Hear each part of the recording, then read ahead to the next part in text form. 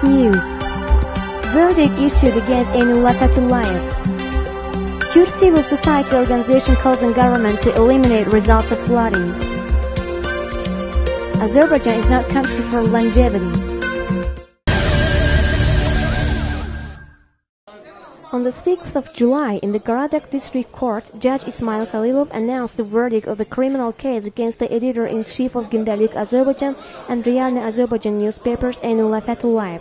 The journalist was found guilty under Article 234.1 of the Criminal Code, illegal purchase or storage without the purpose of selling of narcotics or psychotropic substances in an amount exceeding the necessary limit for personal consumption, and was sentenced to 2 years and 6 months in prison.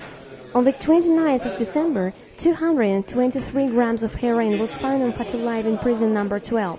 A criminal case was opened against Fatullayev in the Garadak District Investigative Department under Article 234.1 of the Criminal Code.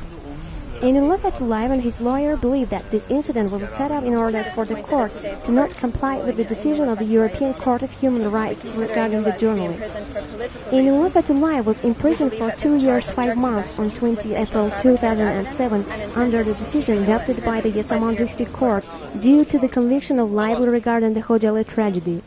After Fatullaev's arrest, 3 criminal cases were opened against him under Articles 214.1, threatening terror, 283.2.2, incitement of ethnic, national, social or religious hatred, abusing authority of the Criminal Code, and he was sentenced to a pre-trial detention.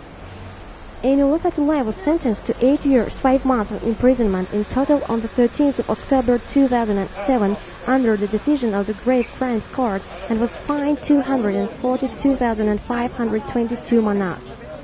On the 22nd of April, the European Court of Human Rights issued a decision regarding the case of Aynullah Fatullayev. The decision states that the journalist should be released immediately and the Azerbaijani government should pay 27,822 euros to Fatullayev in compensation. The Azerbaijani government stated that they did not agree with the decision and filed an appeal at the Grand Chamber of the European Court of Human Rights. On the 6th of July, Kurd civil society organization members held a press conference regarding the results of the monitoring they conducted in the Sabirabad region because of the damage sustained as a result of flooding in May of this year. According to organization's member Oktay Gulaliyev, on Saturday of last week, a group consisting of journalists, ecologists and human rights defenders visited several villages and temporary housing for people who lost their homes and held meetings with local activists and government representatives. According to the results of meetings and visual observations, however, the government has not taken necessary steps to repair flood damage, although 2 months have passed since the flooding. People are provided with inadequate food and medical service, and damage to buildings, infrastructures and agriculture has not yet been calculated. Furthermore, steps have not been taken to restore houses and normal life in villages where the water has receded. According to official information, the flood damaged 110,000 acres and 30,000 houses, a good number of those houses being completely destroyed or damaged beyond repair. NGOs pointed out that the reason for this damage is the mismanagement of water economics and misuse of the 1 billion manats allocated for irrigation. The organization's plans for the near future were explained in the event. They have proposed to create 4 working groups: ecologic, economic, human rights and medical, to engage civil society in the process of repairing flood damage. The activity of the groups will consist of monitoring the situation, assessing the damage to the economy, deterring the ecologic impact, monitoring the means of spending of the allocated amount for irrigation, and the defense of rights of injured citizens in the flood. In the near future, the organization aims to hold meetings and discussions to further the repair of these regions.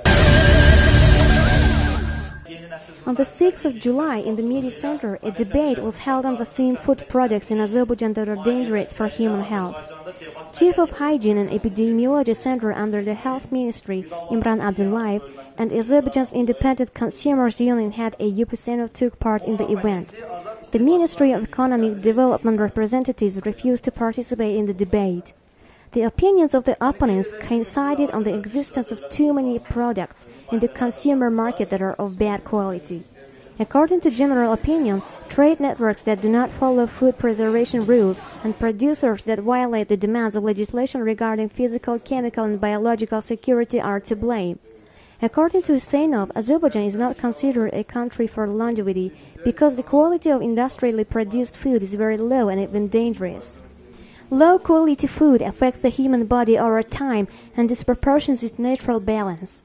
As a result, human life shortens, said Huseynov, who added that governmental organizations meant to oversee quality control close their eyes to the fact that rules regarding the labeling of food products are violated. More than 95% of alcoholic and tobacco products in the trade networks are outdated, noted Huseynov. The dates of production and last date to use are not indicated on the bottles and packages.